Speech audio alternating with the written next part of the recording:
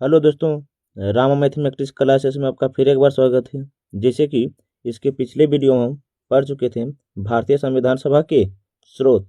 आज इस वीडियो में हम पढ़ेंगे भारतीय संविधान सभा के प्रस्तावना, जिसे उद्देशिका कहा जाता है। पंडित जवाहरलाल नेहरू ने 13 दिसंबर 1946 को संविधान सभा में उद्देश्य प्रस्ताव पेश की थी और 22 जनवरी 1947 को इसे स्वीकृति मिली थी। इसी के बारे में आज हम पढ़ते। आइए बिना समय लेते हुए आगे बढ़ते हैं। देखिएगा, क्या है तो प्रस्तावना, जिसे प्रियम्बल भी कहा जाता है। यहाँ से पहला प्रश्न बनता है, पूछेंगे कि प्रस्तावना का भाषा कहाँ से लिया गया है, तो ऑस्ट्रेलिया से लिया गया है। कहाँ से लिया गया है, तो ऑस्ट्रेलिया से लिया गया है। आप पूछेंगे प्रस्तावना का विचार कहाँ से लिया गया है, तो यूएस अर्थात अमेरिका से लिया गया है। कहाँ से लिया गया है, तो अमेरिका से लिया गया है। पूछेंगे प्रस्तावना सबसे पहले, प्रस्तावना जो है, प्रस्तावना सबसे पहला क्या कहाँ देखा गया, तो यूएस में। कहाँ, तो यूएस में। इसके अलावा पूछेंगे मूल संविधान, मूल संविधान में जो था 26 नवंबर 1949 को, 26 नवंबर 1949 को प्रस्तावना में ही निहित थे, प्रस्तावना में ही निहित थे। मूल संविधान 26 नवंबर 1949 में जो था प्रस्तावना निहित थे। 26 नवंबर 1949 को संविधान सभा अंगीकृत अर्थात अधिनियमित हो गए थे। इसीलिए हम 26 नवंबर को संविधान दिवस के रूप में मनाते हैं। यहाँ पे से ध्यान से याद रखिएगा। यहाँ पूछेंगे प्रस्तावना जो है, प्रस्तावना को हिंदी में उद्देशिका कहा जाता है। हिंदी में क्या कहते हैं, उद्देशिका। अंग्रेजी में क्या कहते हैं, तो प्रियम्बल कहा जाता है। क्या, तो प्रियम्बल कहा जाता है। यहाँ पे से ध्यान से याद रखिएगा। देखिएगा, 13 दिसंबर 1946 को पंडित जवाहरलाल नेहरू ने उद्देश्य प्रस्ताव पेश की थी और 22 जनवरी 1947 को इसे स्वीकृति मिल गई थी। लेकिन प्रस्तावना की मुख्य भूमिका देखते हैं। देखिएगा, यह भूमिका की तरह है, प्रस्तावना जो है एक भूमिका की तरह होती है, जो संविधान की विषय वस्तु को अभिव्यक्त करती, जो संविधान की विषय वस्तु को अभिव्यक्त करता है। पे ध्यान से याद रखिएगा। इसके अलावा कहें तो कथन, कथन है कि प्रस्तावना को क्या क्या कहा जाता है। देखिएगा, प्रस्तावना को हम कौन कौन रूप में जानते हैं और किसने कहा। देखिएगा, यहाँ से प्रश्न बनते हैं, आप इसे ध्यान से याद रखिएगा। पहला जो देखेंगे, प्रस्तावना को राजनैतिक जन्म पत्र, प्रस्तावना को राजनैतिक जन्म पत्र किसने कहा, तो के एम मुंशी। किसने कहा, तो के एम मुंशी ने कहा। इसके अलावा हम प्रस्तावना को संविधान की आत्मा, प्रस्तावना को संविधान की आत्मा किसने कहा, तो ठाकुरदास भार्गव। किसने कहा, तो ठाकुरदास भार्गव है। दूसरा है प्रस्तावना को संविधान की कुंजी, प्रस्तावना को संविधान की कुंजी किसने कहा, तो अर्नेस्ट वर्कर ने कहा था, अर्नेस्ट वर्कर ने कहा था। आगे क्या है, तो संविधान शरीर है तो प्रस्तावना उसकी आत्मा है। संविधान शरीर है तो प्रस्तावना उसकी आत्मा है, किसने कहा, तो सुभाष कश्यप ने कहा था, सुभाष कश्यप ने कहा था। आगे क्या है, प्रस्तावना को संविधान सभा का परिचय पत्र कहा जाता है, प्रस्तावना को संविधान सभा का परिचय पत्र कहा जाता है, किसने कहा था, N.A. पालकीवाला, N.A. पालकीवाला। पे से ध्यान से याद रखिएगा और अपने कॉपी पर नोट करते चलिएगा, ताकि रिवीजन समय इसे हम आप ध्यानपूर्वक देख सकते हैं। देखिएगा आगे क्या है, तो देख लीजिए प्रस्तावना क्या है, एक बार पुनः इसे पढ़ लेते हैं। देखिएगा, आप लोगों को प्रस्तावना याद होना चाहिए। देखिएगा, इसे हम पढ़ लेते हैं। प्रस्तावना में क्या क्या है, देखिएगा, एक मिनट। हाँ, देखिए क्या, तो हम भारत के लोग भारत के एक संपूर्ण प्रभुत्व संपन्न समाजवादी पंथ निरपेक्ष लोकतांत्रिक गणराज्य बनाने के लिए तथा उसके समस्त नागरिकों को न्याय, सामाजिक, आर्थिक और राजनीतिक न्याय, विचार अभिव्यक्ति और विश्वास, धर्म और उपासना की स्वतंत्रता, प्रतिष्ठा और अवसर की समता प्राप्त करने के लिए तथा उन सब में व्यक्ति की गरिमा और राष्ट्र की एकता और अखंडता को सुनिश्चित करने वाली बंधुता को बढ़ाने के लिए दृढ़ संकल्प होकर अपनी इस संविधान सभा में आज तारीख 26 नवंबर 1949 को ये तत्व द्वारा इस संविधान को अंगीकृत, अधिनियमित और अर्थमान्वित करते हैं। पहला यहाँ से क्वेश्चन बनता है कि भारत का जो उद्देश्य का प्रस्तावना है कहाँ से शुरू होता है, तो पूछेंगे भारत का प्रस्तावना कहाँ से शुरू होता है, तो हम भारत के लोक से शुरू होता है। अब भारत के प्रस्तावना में जो है कितने प्रकार की स्वतंत्रता है, तो 5 प्रकार की स्वतंत्रता है। अब पूछेंगे भारत के संविधान के प्रस्तावना में कितने प्रकार के न्याय है, तो 3 प्रकार के न्याय है। देखिएगा, आप इसे ध्यान से याद रखिएगा। न्याय काउंट करने, देखिए सामाजिक, आर्थिक और राजनैतिक न्याय है। ये जो है कितने प्रकार के हैं, तो 3 प्रकार के न्याय है। अब 5 प्रकार के स्वतंत्रता है। देखिएगा, विचार, अभिव्यक्ति, विश्वास, धर्म और उपासना की स्वतंत्रता। तो संविधान की प्रस्तावना में कितने प्रकार की स्वतंत्रता दी गई है? तो 5 प्रकार की स्वतंत्रता दी गई है। आप इसे ध्यान से याद रखिएगा। पंथ निरपेक्ष को धर्मनिरपेक्ष भी कहा जाता है। पंथ निरपेक्ष को धर्मनिरपेक्ष भी कहा जाता है। 42वां संविधान संशोधन 1976 के द्वारा 42वां संविधान संशोधन 1976 के द्वारा संविधान सभा में 3 शब्द जोड़े गए थे। संविधान सभा में 3 शब्द जोड़े गए थे। आप इसे ध्यान से याद रखिएगा। और ये 3 शब्द कौन कौन जोड़े गए थे, आप इसका जवाब कमेंट में दीजिए। तो आइए देखते हैं आगे क्या है। हम इसको डिटेल से देखेंगे। आइए आगे क्या है देखिएगा। देखिए आगे क्या है। तो प्रस्तावना से संबंधित होगा। 1 मिनट। हाँ, देखिएगा कि आगे किस चीज़ का उल्लेख है। 1 मिनट देखिएगा। प्रस्तावना के तत्व हैं क्या? तो प्रस्तावना के तत्व 1 मिनट। हाँ, देखिएगा जो ऊपर पढ़े हैं उसी की हम इसे स्वरूप लाए हैं ताकि हम इसे आसानी से समझ सके। देखिए क्या? तो प्रस्तावना के तत्व आप इसे ध्यान से याद रखिएगा। क्या? तो संविधान का स्वरूप, संविधान की शक्ति का स्रोत, उद्देश्य या आदर्श है, लागू होने की तिथि है। अर्थात संविधान सभा किस वर्ष लागू हुआ? तो आप इसे ध्यान से याद रखिएगा। पहला जो देखिएगा, तो संविधान सभा का जो स्वरूप है इसमें है संप्रभुता, समाजवादी, पंथ निरपेक्ष, लोकतांत्रिक और क्या? तो गणराज्य। तब पूछेंगे संविधान सभा का स्वरूप क्या क्या है? तो संप्रभुता, समाजवादी, पंथ निरपेक्ष, लोकतांत्रिक और क्या? तो गणराज्य। यहाँ पे इसे ध्यान से याद रखिएगा। लेकिन पूछेंगे संविधान की शक्ति का स्रोत कौन है? तो भारत की जनता है। संविधान की शक्ति का स्रोत कौन है? तो भारत की जनता है। यहाँ पे इसे ध्यान से याद रखिएगा। इसके अलावा क्या? तो आदर्श एवं उद्देश्य। प्रस्तावना के आदर्श और उद्देश्य कौन कौन है? तो देखिएगा प्रस्तावना में बता दी है कि 3 प्रकार के न्याय हैं। 3 प्रकार के न्याय हैं। यहाँ से प्रश्न बनते हैं। आप इसे ध्यानपूर्वक याद रखिएगा और अपने कॉपी पर नोट कर लीजिएगा। देखिएगा क्या है। तो 1 मिनट। क्या? तो सामाजिक, आर्थिक और क्या? तो राजनीतिक न्याय 3 प्रकार के बता दिए हैं। इसके अलावा है भारत की प्रस्तावना में अर्थात प्रियम्बल में कितने प्रकार की स्वतंत्रता है? तो 5 प्रकार की स्वतंत्रता है। विचार, अभिव्यक्ति, विश्वास, धर्म और क्या? तो उपासना। क्या? तो उपासना है। ये 5 प्रकार की स्वतंत्रता है। लेकिन भारत की प्रस्तावना में कितने प्रकार की समानता है? तो 2 प्रकार की समानता है। प्रतिष्ठा और अवसर की समानता। प्रतिष्ठा और अवसर की समानता आप इसे ध्यान से याद रखिएगा। और जिस तरह हम इसका एक स्ट्रक्चर पर अर्थात डायग्राम पर आप उसी तरह अपने कॉपी पर नोट करते चलिएगा ताकि आपको भी रिवीजन करते समय आप इस पर एक नज़र डाल सकें। आगे देखिए क्या है। तो व्यक्ति की गरिमा है, एकता और अखंडता। 42वां संविधान संशोधन 1976 के द्वारा जोड़ा गया है। एकता और अखंडता 42वां संविधान संशोधन 1976 के द्वारा 42वां संविधान संशोधन 1976 के द्वारा जोड़ा गया है। लेकिन इसके द्वारा 3 शब्द जोड़े गए हैं। कौन? तो 3 शब्द जोड़े गए।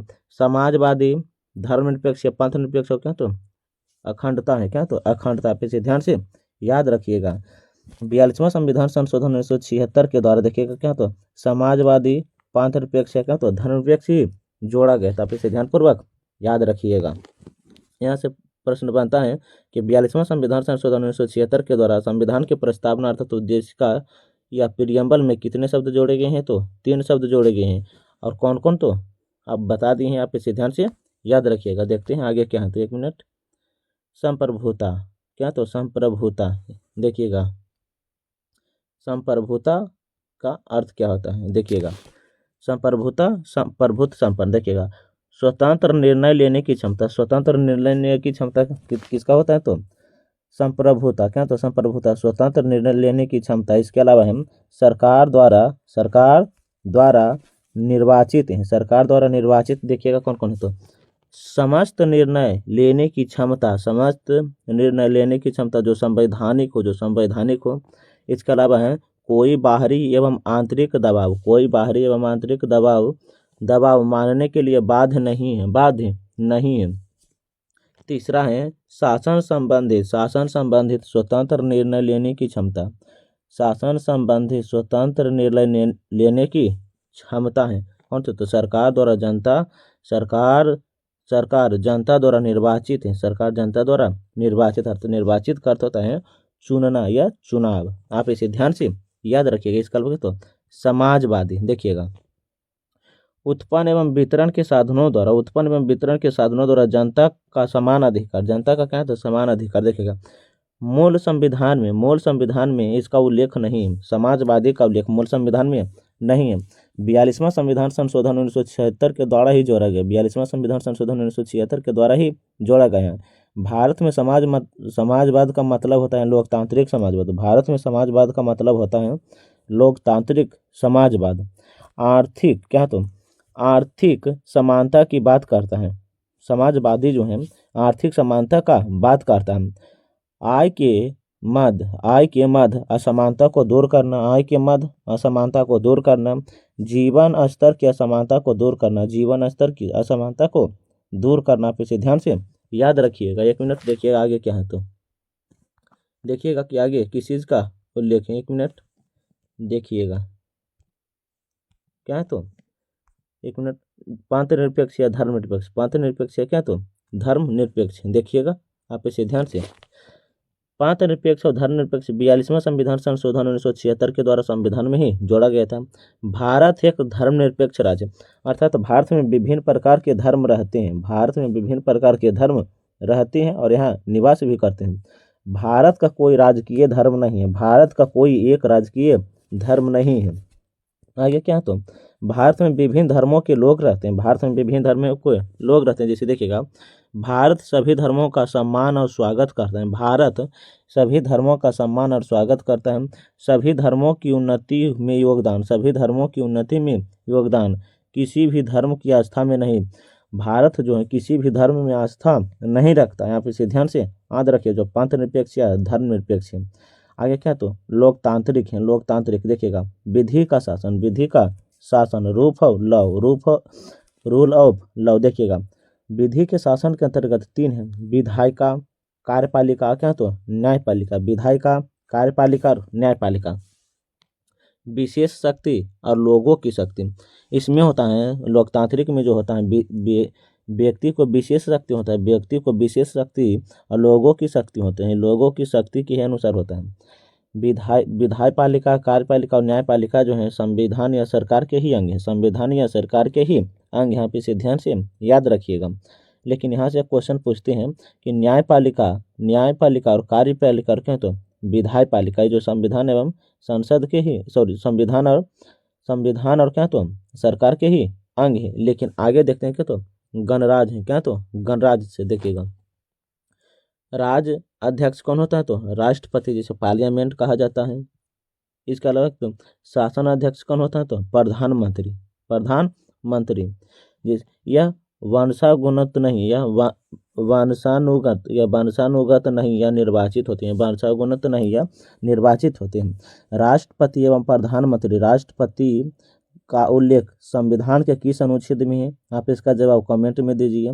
इसके अलावा बताएं कि प्रधानमंत्री बनने के लिए कितना उम्र चाहिए, प्रधानमंत्री बनने के लिए कितना उम्र चाहिए? आप इसका जवाब कमेंट में बताइए। तो देखिएगा आगे किस चीज़ का उल्लेख है। 1 मिनट देखेंगे, इसी में देख लेंगे प्रस्तावना संविधान का अंग है या नहीं। प्रस्तावना जो है संविधान का अंग नहीं है या नहीं। किसी ने कहा कि प्रस्तावना संविधान का अंग है तो किसी ने कहा प्रस्तावना संविधान का अंग नहीं। इसी के बारे हम इसी वीडियो में देख लेते हैं। देख लीजिए 1 मिनट, प्रस्तावना संविधान का अंग है अथवा नहीं। देख लिया। बेरोबारी केस भारतीय बनाम, बेरोबारी केस भारतीय बनाम पूछेंगे। पहला बेरोबारी केस का कब आया था? 1960 में। बेरोबारी केस कब आया था? 1960 में। जिस समय भारत और पाकिस्तान के बीच सिंधु जल समझौता कब हुआ था? सिंधु जल समझौता कब हुआ था? 1960 में, भारत और पाकिस्तान के बीच। लेकिन पूछेंगे बेरोबारी केस, बेरोबारी और भारत संघ बनाम केस कब आया था? 1960 में। 1960 में। यह प्रस्तावना का अंग नहीं मानते थे। बेरोबारी केस में प्रस्तावना को संविधान का अंग नहीं माना गया था। लेकिन आईसी गोलकनाथ केस में 1967, आईसी गोलकनाथ केस में प्रस्तावना संविधान की आत्मा है लेकिन भाग नहीं। गोलकनाथ केस में माना गया प्रस्तावना संविधान की आत्मा है लेकिन भाग नहीं। यह भाग नहीं या नहीं, यह नहीं कहा नहीं जा सकता, यह नहीं है कहा नहीं जा सकता। किसमें कहा गया है तो गोलकनाथ केस में। इसे आप समझिए ध्यान से, देखिए क्या है, तो प्रस्तावना संविधान की आत्मा है लेकिन भाग नहीं है, लेकिन भाग नहीं, या नहीं है या कहा नहीं जा सकता। किसमें कहा गया, तो गोलकनाथ केस में। केशवानंद भारतीय बनाम केस केरल, केशवानंद भारतीय भारतीय केस के, केशवानंद भारतीय बनाम केस केरल 1973 में कहा गया है प्रस्तावना संविधान का अंग है, प्रस्तावना संविधान का अंग है, इसमें संशोधन भी किया जा सकता है, इसमें संशोधन भी किया जा सकता है। लोकतांत्रिक मौलिक ढांचे को छोड़कर, लोकतांत्रिक मौलिक ढांचे को छोड़कर, आप इसे ध्यान से याद रखिएगा। इसके अलावा क्या, तो Minerva mills case 1980, Minerva mills case 1980 में कहा भी गया है प्रस्तावना संविधान का अंग है, प्रस्तावना संविधान का अंग है। लेकिन आगे क्या है, तो एस आर बम्बई और भीज क्या, तो यूनियन बैंक ऑफ इंडिया 1994 में कहा गया है पंथ निरपेक्ष संविधान का मौलिक ढांचा है, पंथ निरपेक्ष संविधान का मौलिक ढांचा है। क्या, तो आगे क्या, तो LIC केस 1995 में कहा गया प्रस्तावना संविधान का अंग है, प्रस्तावना संविधान का अंग है। यहाँ से पहला प्रश्न पूछेंगे कि किस केस में कहा गया कि प्रस्तावना संविधान का अंग नहीं है, तो बेरोबरी केस में प्रस्तावना संविधान का अंग नहीं बना था। गोलकनाथ केस में प्रस्तावना संविधान की आत्मा है, प्रस्तावना संविधान की आत्मा है लेकिन इसका भाग नहीं, इसका भाग नहीं। केशवानंद भारतीय बनाम में कहा गया प्रस्तावना संविधान का अंग है, केशवानंद भारतीय बनाम, आप इसे ध्यान से याद रखिएगा। क्या कहा गया है, प्रस्तावना संविधान का अंग है लेकिन इसमें संशोधन भी किया जा सकता है, लेकिन मौलिक ढांचे को छोड़कर। केशवानंद भारतीय बनाम 1973 में आप इसे ध्यान से याद रखिएगा। मिनर्वा मिल्स केस में भी कहा गया है प्रस्तावना संविधान का अंग है। SM बम्बई और यूनियन बैंक ऑफ इंडिया में भी कहा गया पंथ निरपेक्ष संविधान का मौलिक ढांचा है। LIC केस में भी कहा गया प्रस्तावना संविधान का अंग। यहाँ पे इसे ध्यान से याद रखिएगा। 1 मिनट देखिए आगे क्या है, तो आगे क्या है, 1 मिनट देखिएगा, 1 मिनट। ये जो है बता दिए हैं क्या, तो प्रस्तावना संविधान का अंग है या नहीं, हम पढ़ा दिए हैं। भाग 1, भाग 2, भाग 3 ये सभी हम पढ़ा दिए हैं। और जितने भी राष्ट्रपति से जितने भी प्रश्न बनते हैं अनुच्छेद के रूप में बता दिए हैं। लेकिन हम राष्ट्रपति और भी वीडियो लाएंगे, राष्ट्रपति, उपराष्ट्रपति, राज्यपाल, संसद, प्रधानमंत्री, हम वही सभी वीडियो लाएंगे जहाँ से भी प्रश्न बनने की संभावना होती है। और यहाँ हम अलग अलग इसे पढ़ेंगे, लेकिन हम अनुच्छेद के रूप में राष्ट्रपति, राज्यपाल, प्रधानमंत्री ये सभी पढ़ा चुके हैं। आप इसे जाकर प्ले लिस्ट में देख लीजिए। और हम कल अगले अध्याय अर्थात कल हम नए वीडियो के साथ मिलेंगे, जो हम भारत के इतिहास से शुरू कर रहे हैं, जो प्राचीन इतिहास होंगे। आज जो भी हम पढ़ाएं आप उसे एक बार पुनः देख लीजिएगा, ताकि यहाँ से जितने भी प्रश्न बनते हैं प्रियम्बल से, आपको किसी भी एग्जाम में छूटने की संभावना ना बना हो। आज के लिए थैंक्स। तब तक पढ़ने में मस्त रहिए, ज़बरदस्त रहिए। अब मिलते हैं अगले वीडियो में। धन्यवाद।